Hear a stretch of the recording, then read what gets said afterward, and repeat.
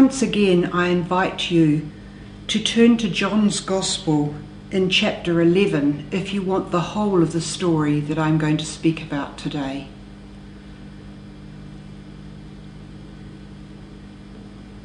This is the story of Jesus and Lazarus.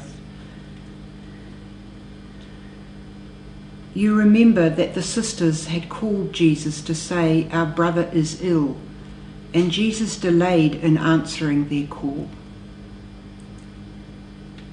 On arriving, Jesus found that Lazarus had been in the tomb for 4 days already.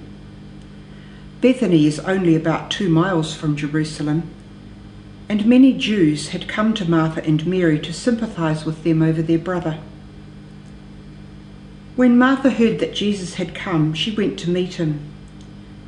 Mary remained sitting in the house. Martha said to Jesus, "If you had been here, my brother would not have died. But I know that even now, whatever you ask of God, he will grant you." "Your brother," said Jesus, "will rise again."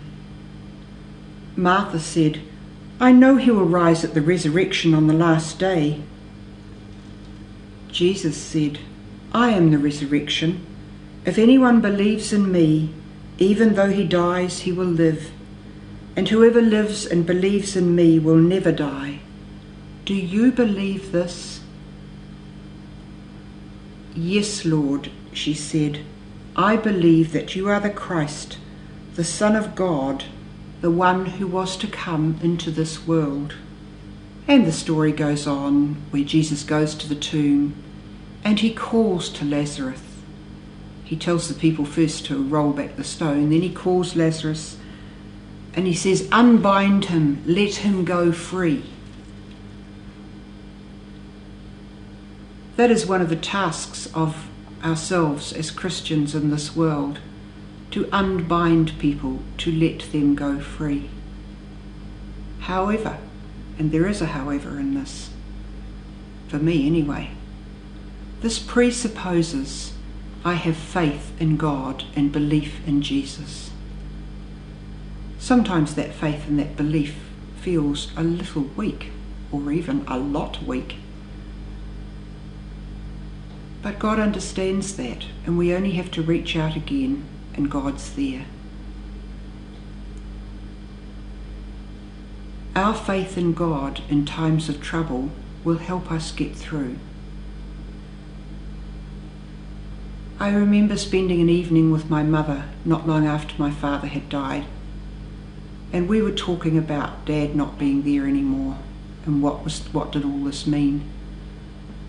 And my mum said to me, "How do people manage if they haven't got any faith?"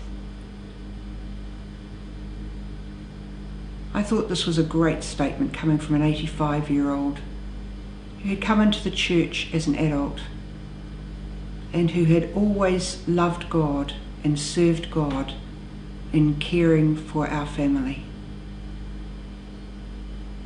Every one of us has the opportunity to do that.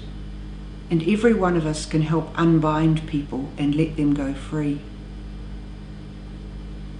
Of course, one of the people we have to unbind is ourselves. What's going on in my life that needs to be unbound so I can go free? Because all sorts of things tie us up in knots and cause us to not be the person we are called to be.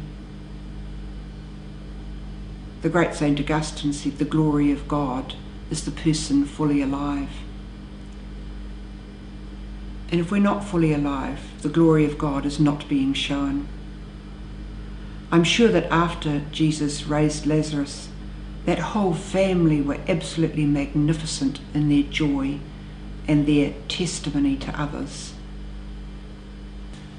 Let's pray that we will have the faith of those gospel men and women, the faith of Martha and Mary, who believed in the resurrection on the last day and that Jesus was there to help them, and the faith of Peter, who struggled at first, but who eventually was able to say yes. Peace be with you.